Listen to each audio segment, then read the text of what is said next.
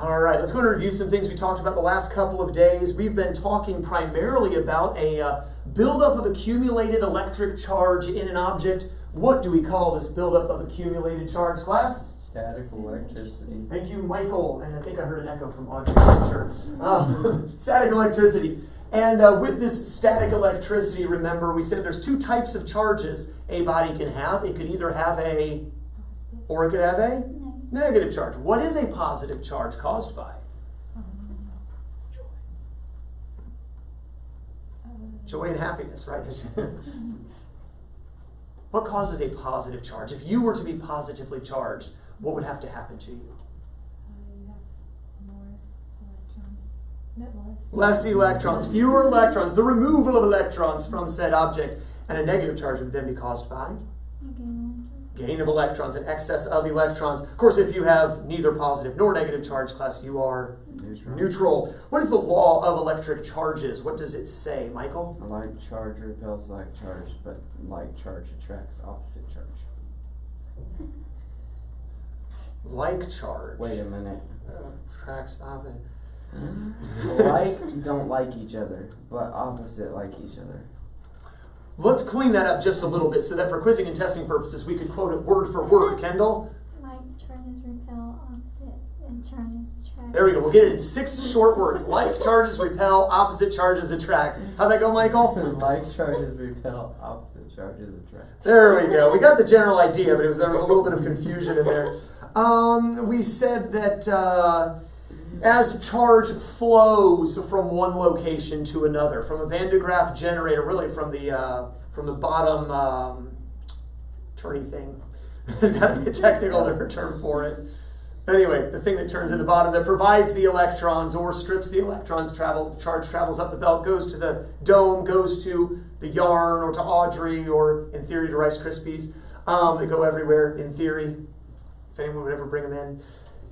If I weren't so lazy. Anyway, but in theory, as that charge transfers or flows from one object to another, the flow of charge, class, is called current. And we said that current can flow through solids, liquids, and gases, although in general, we said that air or gases in general, class, tend to insulate. In general, air is an insulator. If you had enough of a difference in charges from one location to another, however, charge could suddenly flow through the air. You would see this sudden release of charge as a what?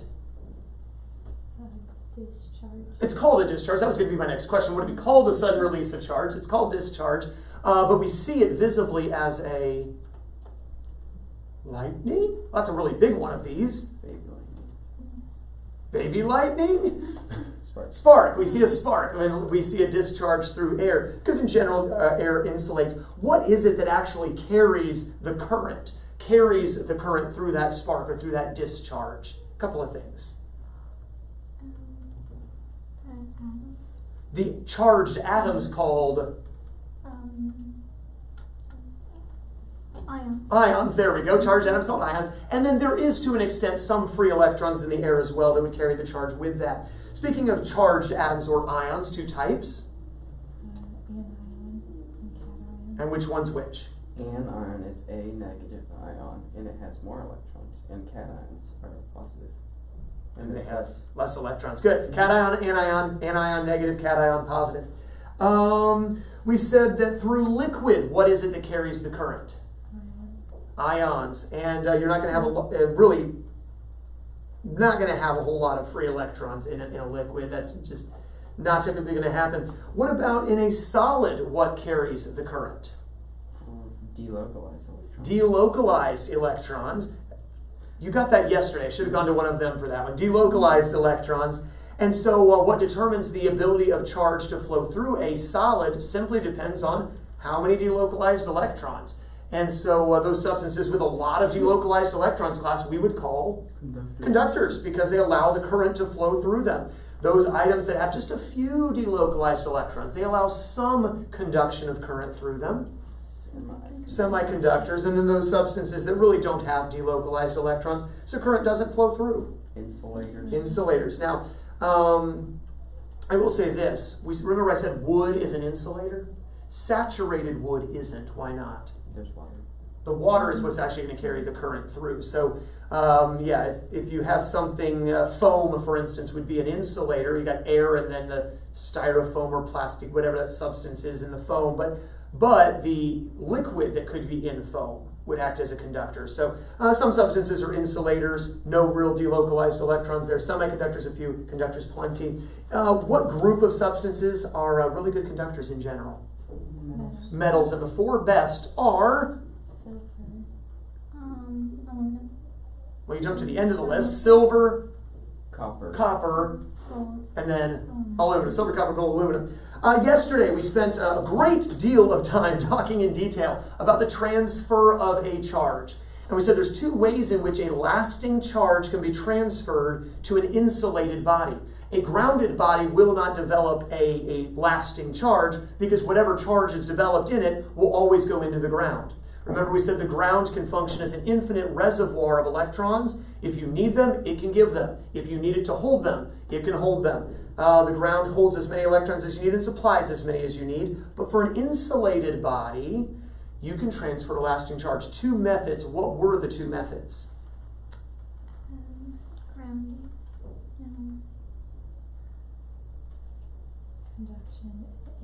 Conduction, induction. What are they, Kendall? Conduction, induction. Conduction and induction are our two methods of transferring a charge. Now, let's kind of break these two down.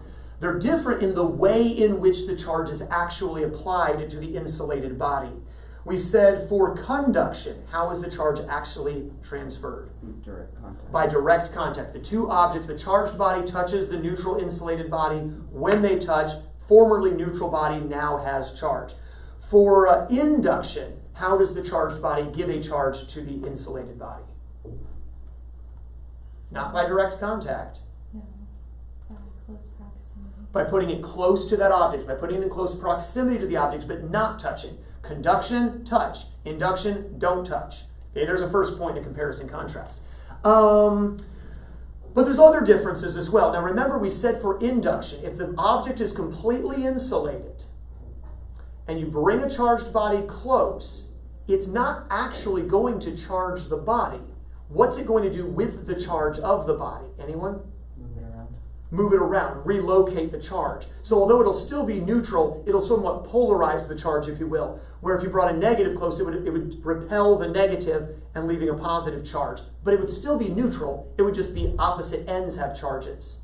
So we said for induction to work, we actually temporarily have to do what to the insulated body, class? Give them a charge. No. Ground it. We temporarily have, that's why she said grounding earlier. The grounding is necessary to enable induction to take place, but we call the process induction. Temporarily have to ground the body. Okay, next point of discussion with conduction induction is the resulting charge. When you bring a charged body to an insulated body, insulated neutral body, and they touch, conduction takes place. What type of charge will be produced, Audrey? The same charge. If this is negative, they both negative. If this is positive, they both positive. Whereas for induction of an insulated body with a ground mechanism of some kind, when the body is brought close, what kind of charge is produced? Opposite. The opposite charge, right? If it happens to be a positive body, it'll attract negative up from the ground, leaving a negative charge. If it's negative, it'll repel negative into the ground, leaving a positive charge. So induction, opposite charge, conduction, same charge. But when the two bodies touch in conduction, that charge is the same, but it's also shared between the two bodies. So we said that for conduction, the resulting charge is class diluted or weakened, if you will, weaker than what the original charge was. For induction, because they never touch, they never have to share anything. So therefore, class, they produce charges of equal strength. However, as soon as you take that thing away, if that ground wire is present or that grounding mechanism is present, the body will return to its neutral state. So for the charge to last, what must happen to said grounding mechanism, class? Snip, snip. Must be cut or removed. I don't know, somehow I think surgery. Highly unpleasant thought. Thank you for that, Michael. Then we can be positive or negative. Anyway, the lab dissections from biology, whatever. Your sister would appreciate it. Abby, if you're watching for some strange reason one day. I don't know, I'm out sick the day this lesson comes up. Anyway, fond memories of lab dissections just for Abby. We love Abby. All right. Yes, you do. Yes, you do, Michael. All right. It's his sister, for the record. By the way, I'm not trying to match people on YouTube. Anyway. Where were we before Mr. Snip Snip? Oh yeah, for the charge to last. Yes, you have to remove the grounding mechanism in some form or fashion so that the charge remains before you remove the charged body that was placed in close proximity. The other thing we talked about yesterday was a device used to test the charge of a body. What do we call that mechanism or that device? Electroscope. And we said an electroscope, pretty simple device, really just uses a couple of thin foil leaves to indicate to the user what is going on with that supposedly charged body. But the key to the electroscope, before you can use it, you must do what to it? Give it a charge. Give it a charge that you know what it is. Not just any charge. I can't just touch it to the Van de Graaff generator. At least in my case I can't, because I still don't know whether it's a positive or negative charge on the Van de Graaff generator. Okay, so I would have to use maybe the silk on the glass rod. Okay, I know that's positive. Touch it to the electroscope. Give the electroscope a weak positive charge. If I wanted to be contrary, you could still do it with a negative charge. Okay. Then with the electroscope, you suspect a charge on Kendall. The force is with her. How much force is with her? You take it, and what do you do with it? You stick it near her. Stick it near her. You do not touch the suspected charge, because then all that's going to happen in conduction, you're just going to share the charge, whatever it is. You place it near the suspected charge, so you're using, in a sense, induction to test things rather than to actually transfer a charge. Take the electroscope, put it near Kendall, and then you watch the leaves. Now, if Kendall is just a stormtrooper, and the force is not strong with Kendall, and I put it near Kendall, and the leaves don't move, it just means that Kendall is neutral.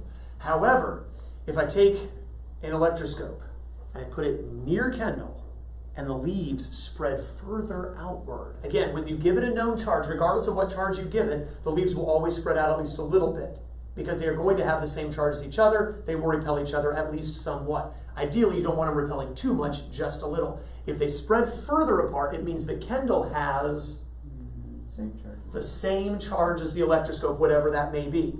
Because whatever charge she has, let's just say it's a negative charge on the electroscope. Let's be contrary. Negatively charged electroscope, we put it near Kendall. If she has a negative charge, that will do what? Her negative will repel the negative further. So whatever electrons are still in the post and the knob will run down into the leaves, causing them to have a stronger negative charge, causing them to spread outward. However, if I place the electroscope near the charged body and the leaves come together, that implies that Kendall has the opposite charge. Because again, if it's a negatively charged electroscope, I put it near Kendall and she has a positive charge, what will that do? It'll attract the electrons. The leaves were standing apart because they had excess electrons. But if those excess electrons are drawn out of the leaves to get closer and closer to Kendall, just want to say hi, then the leaves are going to come together at that point. All right, questions on the function of the electroscope? All right, let's then talk about this. We said that, we'll give Michael another chance. The law of electric charges says, like repels like, opposites attract. I'll give it to you. Like charges, well, but like, to be like, things must already be like. So you could just say likes repel and opposites attract. You could do that. Like charges repel, opposite charges attract. Technically would be our wording there. But attraction you understand. Come here, Michael. I'm going to make this awkward. Here we go. All right, for me to attract Michael, I got to pull him toward me, right? Otherwise, if we just stand there looking at each other or try not to look at each other, as the case may be, there's no force there. But if I want to repel Michael, I also have to apply a force, right? Thank you, Michael. You may have a seat. Awkward moment over. When we talk about attraction and repulsion, you understand that implies the existence of some force. If there is a repulsion, there is a repulsive force that pushes. Because any push or pull, even an electrical push or pull, or a magnetic push or pull, right? Any type of push or pull is a force. So for electrical charges to repel, there is a force of repulsion. For like charges to or opposite charges to attract, there is a force of attraction. Does that make sense? So then, how much force is there? Does that make sense? That would be the question. So, we talk about a guy by the name of Coulomb, was his name. Write his name down. And I never refer to him by his first name. Now I'm curious, what was his first name? Charles, of course. He was a Frenchman. Charles de Coulomb. Charles de Coulomb. Coulomb noted some things about electric force. And you see a picture of his little torsion balance there and how he charged some objects to see how much attraction or repulsion there was and measured some stuff. Coulomb's law of electric force.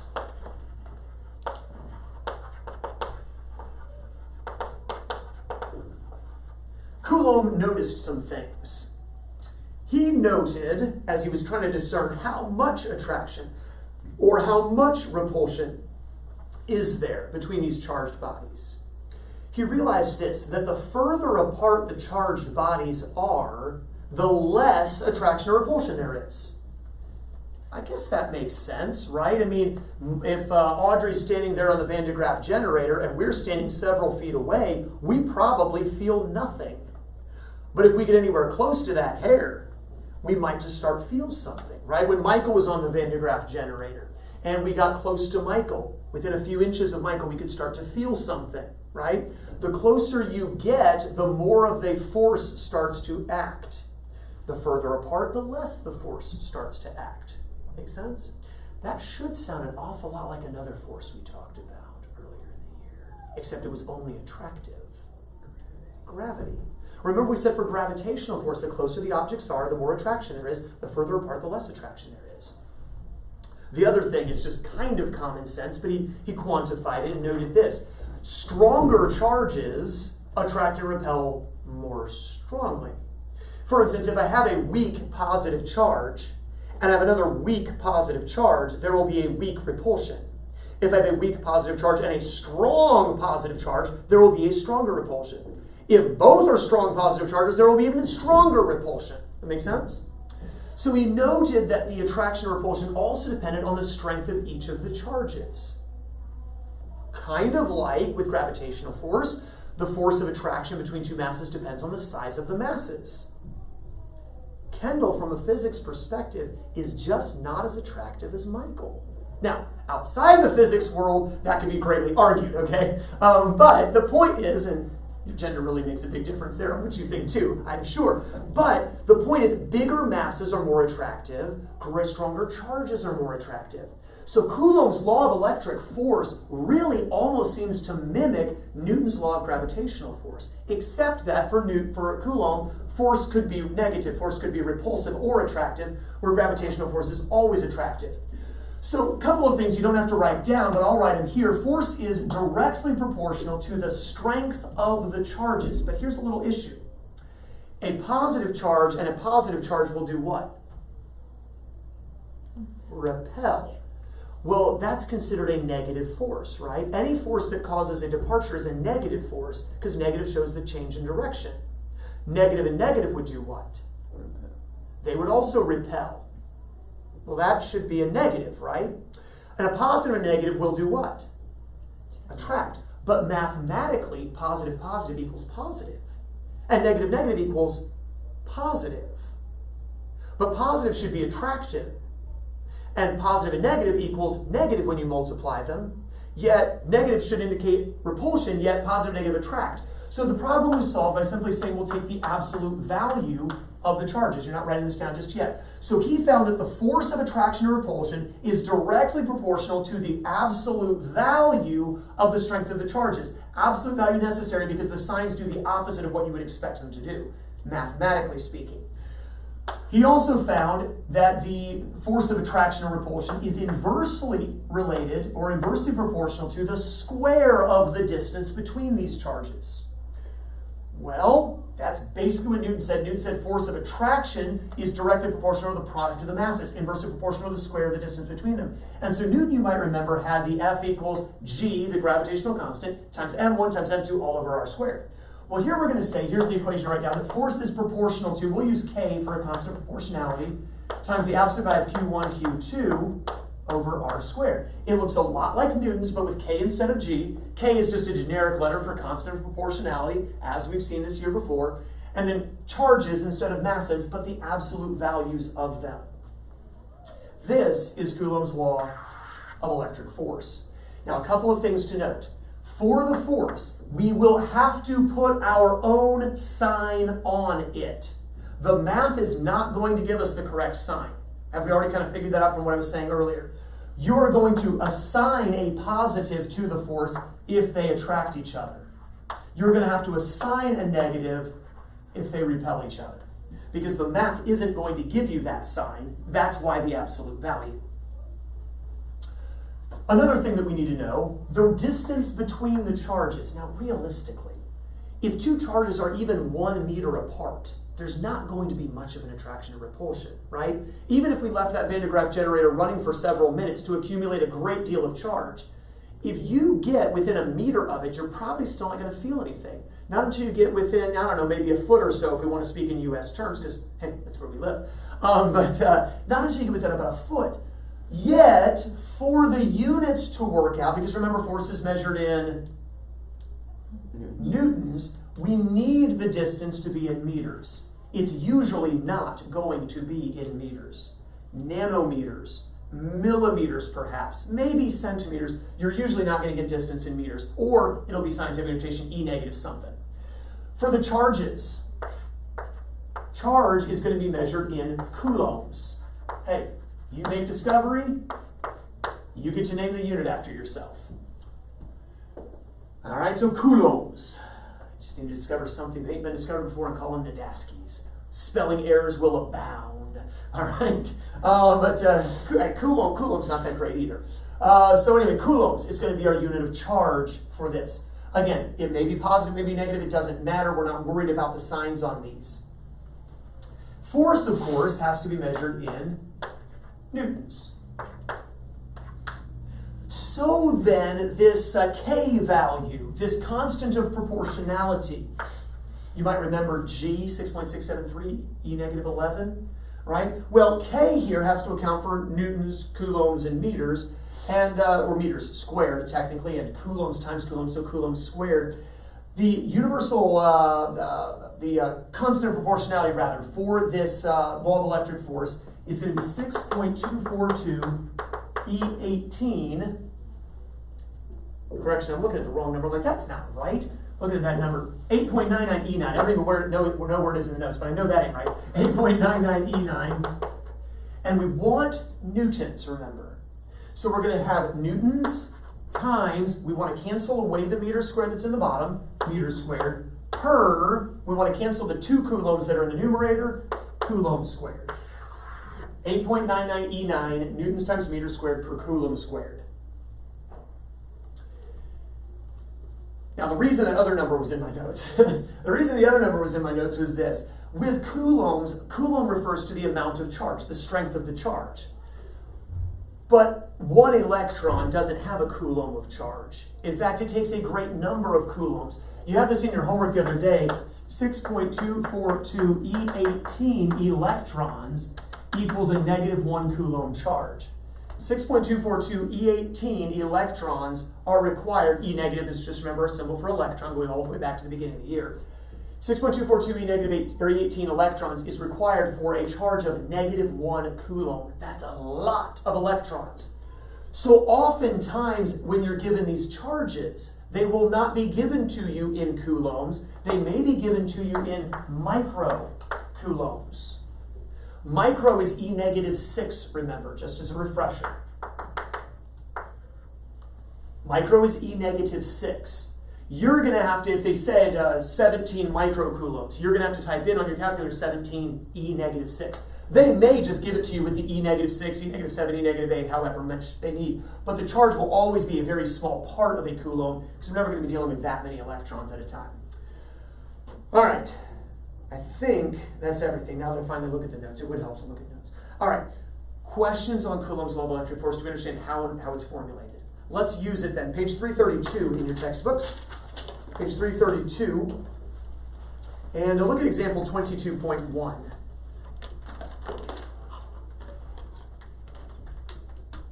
By the way, did I have you write this down, the SI unit of charge? I think I referenced it, and I don't know that I specifically told you. Write that in your notes, that's the SI unit of charge, or did I? I did not. Okay, that is the SI unit of charge, the Coulomb. Suddenly feeling scattered, I don't like that. All right, page 332, let's look at the example problem here. And Audrey, go ahead and straighten things out for us by reading example 22.1. Two equal charges are located 16 centimeters apart in a vacuum. They repel each other with a force of 0.08 newtons. Find the magnitude of each charge in coulombs. All right. The force here, remember, although it is a force of repulsion, and we would normally say that that force is a negative force, mathematically we don't necessarily have to account for that. It's looking for the magnitude of each charge. Well, obviously the equation is set up to solve for the F, correct? So I'm going to rearrange it to solve for the Q values here. Hopefully you have this number in your notes by now. So to get the Q's by themselves, class, first we're going to have to multiply away the K is already being multiplied. We have to multiply away the R squared. So we'll say that F R squared, and then to get rid of the K, we would have to divide it away. That's going to equal the product of the two charges. Now, it says that these two charges are equal charges. So whatever Q1 is, Q2 is. Therefore, if they are equal, I no longer need to differentiate them. In which case, Q times Q class equals Q squared. And that's why they said that Q was equal to the square root of FR squared over K. They went ahead and even simplified further and said we could in fact take the R out. I wouldn't waste my time on that. So let's plug the numbers into our calculator. Say, first of all, there's a repulsive force of 0.28 newtons. Again, that's very weak, but observable. 0.28 newtons times, it says they are 16 centimeters apart. Thoughts? 0.16 meters. That value is going to be squared. So the 0.28 times the 0.16 squared. We have to divide all of that by the K value, which is memorized. We're going to be memorized, class. 8.99. And the way I remember, and you might have already thought of this, it's basically 99, but a tiny bit less, 8.99 E9. So we're going to divide away the 8.99 E9, and then that's the Q squared, finished by taking the square root, and I'm going to leave it in scientific notation. What is the charge? 8.9 -7. Now, we take the square root. Remember, when we take a square root, we have to put positive, negative. We don't know whether these charges are positive or negative. We do know this. They are either both positive or both negative. How do we know that? They repel each other. So the positive negative doesn't mean one is positive and one is negative. It means either they are both positive or they are both negative. The problem didn't tell us whether these were positives repelling or negatives. Rounded to, looks like 2 sig figs. We'll say approximately. And we measure charge in that SI unit class, coulombs. And there's our answer. Does the example problem make sense, what they did? Mm-hmm. Let's work a couple problems of our own then. Page 340 in your book, page 340. And read problem 1 for us, if you would. Audrey. Two spheres with equal and opposite charge exert an attractive force of 3.5 newtons at a distance of 2.0 centimeters. What is the charge on the spheres? All right, so two charged spheres, it says they are attracting each other, and they are equal but opposite charges. This is kind of like the last problem. Let's start with our formula for practice sake. What is our formula, class? F equals K times the absolute value of Q1 times the absolute value of Q2 all over R squared. All right, and like last time, it says they're equal but opposite. One's positive, one's negative, but since it's absolute value, it doesn't matter. If they're equal in magnitude, we could just say Q, and Q times Q would give us, class, Q squared. We want to get the Q squared by itself. So once again, if we're solving for the charge, class, we need to multiply R squared. R squared, and divide away K. We'll finish by taking the square root. At your seats. Make sure you account for proper units.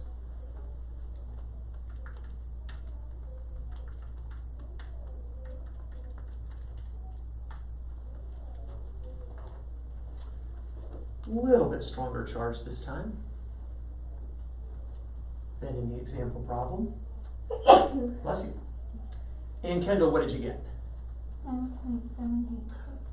E negative 13? For you forgot the square root. And now we get, 8.824. I think you might have squared instead of square root. What did you get, Audrey? I have to redo it. Redoing it. Yeah. Michael, while she's redoing it, 3.9 E negative 7. rounded it is two sig figs, right? Yeah, rounded 3.9 E negative 7 coulombs. All right, so redoing it, ladies. Do we have this now? Okay, Kendall does now, Audrey does now. Good, okay, so the 3.5, change it to 0.02 and square it, divide it by the 8.999, take the square root. Now, again, our idea to take the square root, we have to affix positive, negative. And this time, it means that one is positive and one is negative. Okay, questions on number 1. All right, read number 2 for us, if you would, Michael. A positive charge of 5.2 E negative 8 coulombs is located 5.45 centimeters from a negative charge of 1 E negative 7 coulombs. Calculate the force exerted by either charge upon the other. All right, this time we actually get to find the force, the way the equation was designed to be written. Okay, so remember though, with Newton's law of gravitation, I said even though the g is out in front of the fraction, we always treated the g like it was in the numerator, in the top, yes. So for practical purposes, we'll put the k in the top, the q in the top, the other q in the top, and divide by the r squared. For k class, we're going to assume a value of 8.99. newtons times meters squared over coulomb squared. Just remember the units always work out. If you're finding a distance, it's meters. If you're finding a charge, it's coulombs. If you're finding a force like this time, it's going to be newtons. The first charge has a charge of 5.2 E negative 8 coulombs. And it was a positive charge. The next charge has a charge of? 1.0 E negative 7. And it's a negative charge. However, does it really matter mathematically that there's a negative on that charge? No, because the absolute value is going to knock it off anyway. So even though technically, yes, it's there, there's a reason the book didn't actually write it in, because mathematically we're not going to use it. We're just using the absolute value. We're going to come up with our own sign for the force at the end. And then for the r squared, 0.0545, and that value gets squared at your seats. Again, as long as you have the formula memorized, it's largely plug and play. Just be careful with your units.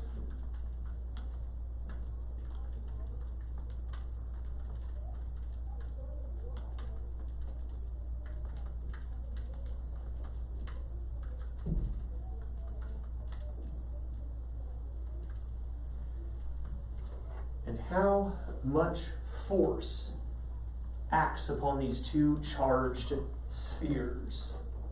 It doesn't actually say they're spheres, it just says they're charged. Okay, how much force acts upon these charges? Kendall? 4.204. That is not what I got again. Audrey? 1.57 E negative 2. Good, 1.57 E negative 2.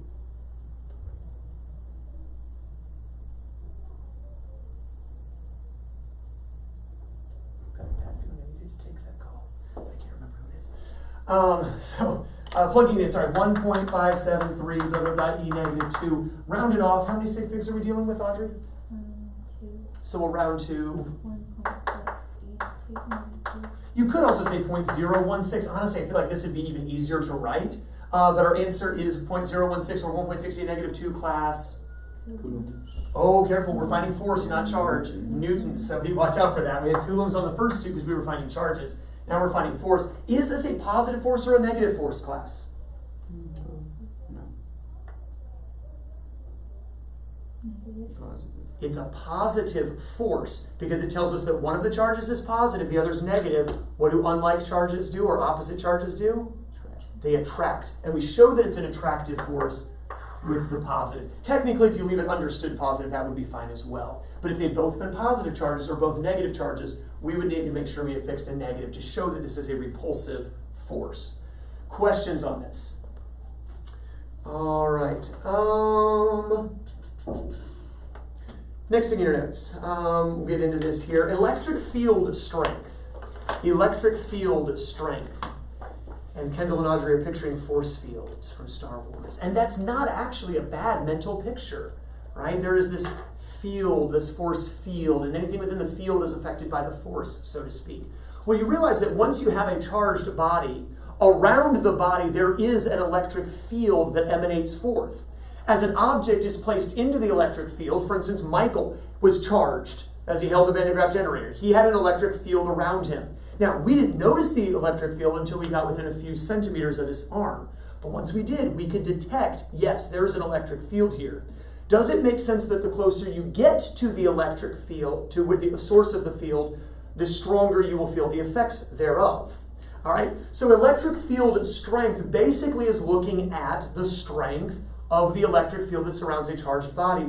There's a couple ways we can look at this. We'll use the letter E for electric field strength. Capital E for electric field strength.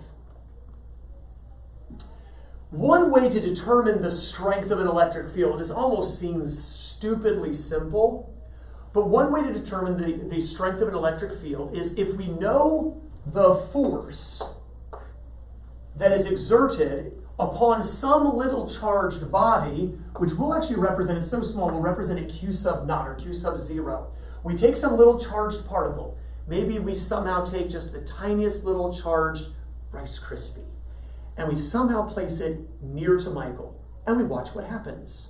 If Michael somehow attracts the Rice Krispie, then we know Michael has an opposite charge. If we see that Michael repels the Rice Krispie, we know Michael has the same charge, whatever the charged Rice Krispie is. I forgot what charge the Rice Krispie had already. My brain is suddenly distracted, I apologize. We take a little charged object, we put it near the larger charged object emanating the electric field. Depending on what happens, how much force of attraction or repulsion there is, that determines the strength of the electric field. So electric field strength, and since force is going to be measured in newtons, and since charge is going to be measured in coulombs, electric field strength will simply be newtons per coulomb. Usually the test charge is positive, and it's usually a very small amount of charge because we want to make sure the charged body being tested in question has the stronger influence. We wouldn't want somehow the Rice Krispie to attract Michael, okay? We would want Michael to attract or repel Rice Krispie. So simply place a small test charge near the charged body and measure the amount of force that either attracts or repels. That's one way to determine electric field strength.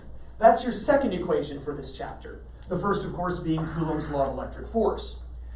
However, the better application, the bigger application here, would be to say, well, we already know what force is, do we not?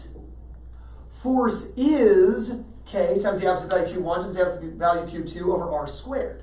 Where there's two charged bodies, there's Michael and there's the Rice Krispie. Well, if this is the Rice Krispie, and we're already choosing to designate Rice Krispie as Q sub 0, then I could designate this Rice Krispie as the Q sub 0. It's the second object. But what's going to happen if I take all of this, Michael, I take all of this and put it where the F is? The Q sub naught here and the Q sub naught here will cancel, leaving me with that electric field strength equals all of this, but without this and without that. Well, that takes away the denominator.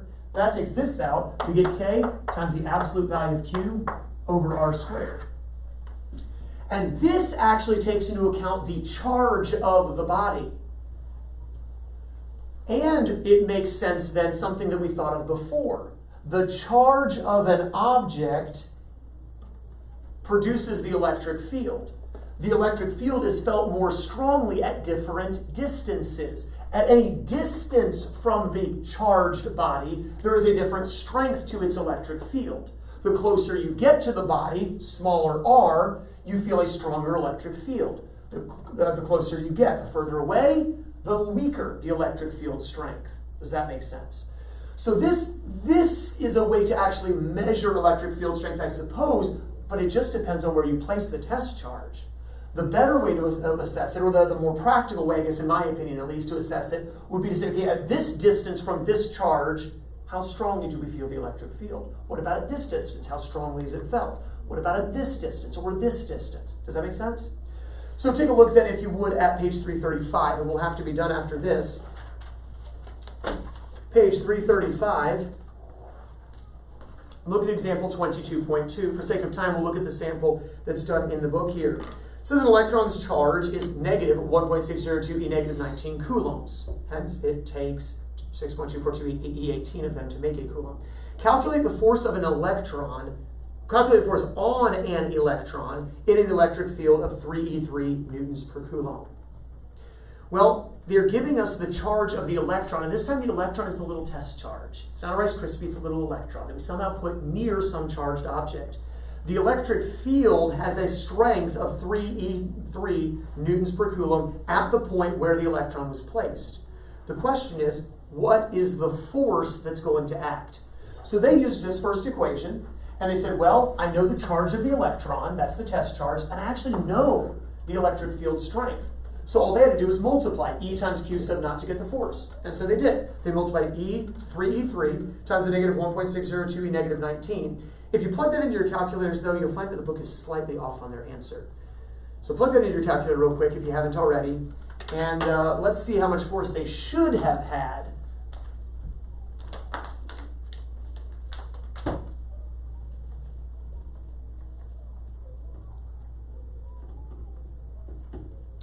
Did you get a slightly different answer from them? Negative 4.81 E. What's on your calculator?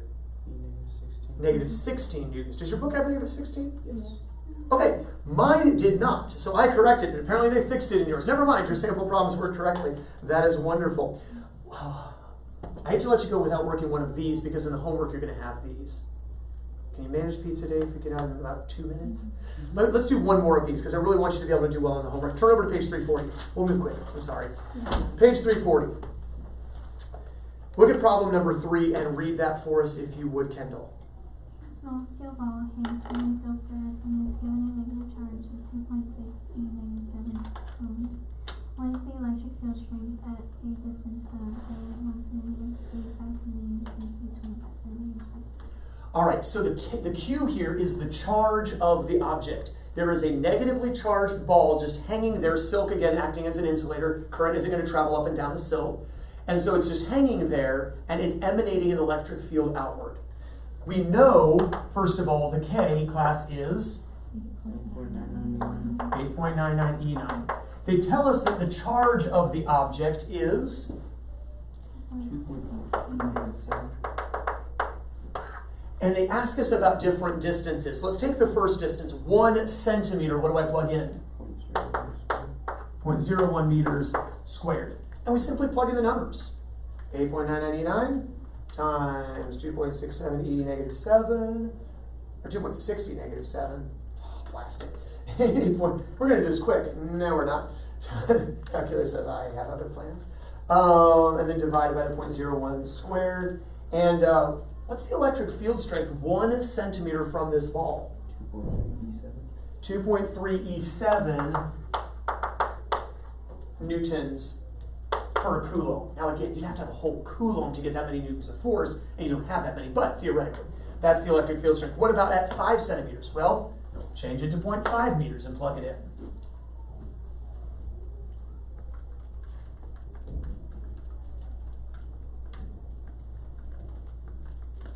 Notice as you get further away, you get a smaller value class. Now we're down to 9.3 E5 newtons per coulomb.